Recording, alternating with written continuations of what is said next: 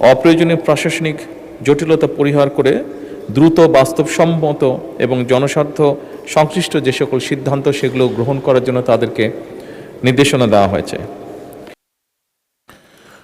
মাননীয় প্রধানমন্ত্রী।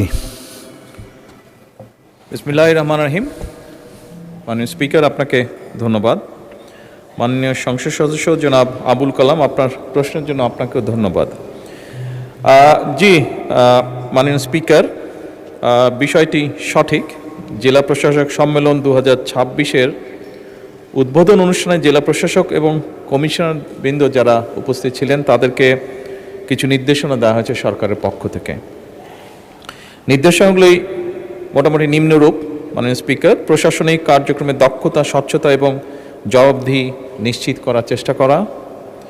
একইভাবে দুর্নীতি একটি ব্যাধি যা সমাজের বিভিন্ন রন্ধে রন্ধে পৌঁছে গিয়েছে, এ ব্যাপারে যত দ্রুত সম্ভব, যতটুকু সম্ভব কঠোরভাবে প্রতিরোধমূলক এবং দমনমূলক ব্যবস্থা গ্রহণ করা। মাননীয় স্পিকার,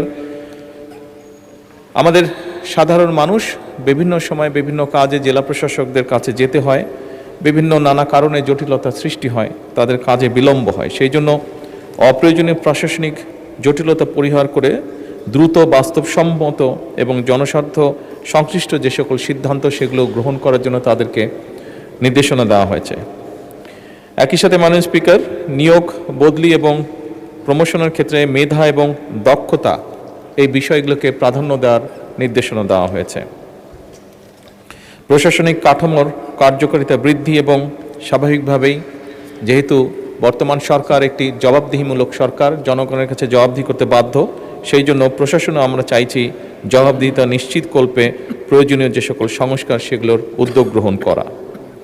মানে স্পিকার, সেবা প্রদান ব্যবস্থাকে সময় পাল্টেছে, যুগ পাল্টেছে। সেবা প্রদান ব্যবস্থাকে সময় উপযোগী, দক্ষ, স্বচ্ছ এবং জবাবদিহিমূলক করার জন্য যত দ্রুত সম্ভব যে সকল জায়গায় সম্ভব প্রশাসনের, বিশেষ করে সেবা প্রদানের ক্ষেত্রে সেগুলোকে ডিজিটালাইজ এর রূপান্তর করার জন্য নির্দেশনা দেওয়া হয়েছে। এর মধ্যে অনেক জায়গায় কার্যকর ব্যবস্থাও গ্রহণ করা শুরু হয়ে গিয়েছে। মাননীয় স্পিকার, আইন শৃঙ্খলা বা আইনের লঙ্ঘনের যে সকল ঘটনা ঘটে সেগুলোর ব্যাপারে তাৎক্ষণিকভাবে আইন শৃঙ্খলা পরিস্থিতিকে নিয়ন্ত্রণে এনে যাতে আইন শৃঙ্খলা পরিস্থিতি বজায় থাকে, জনগণ যাতে নিরাপদ বোধ করতে পারে তার জন্য কঠোরভাবে ব্যবস্থা গ্রহণের নির্দেশনা দেওয়া হয়েছে। সরকারি সেবা, একটু আগে যেটি আমি উল্লেখ করেছি, এইগুলোর ক্ষেত্রে বিভিন্ন সময় প্রশাসনিক দফতরগুলোতে সাধারণ মানুষ বিভিন্নভাবে অনেক সময় হয়রানির শিকার হয়।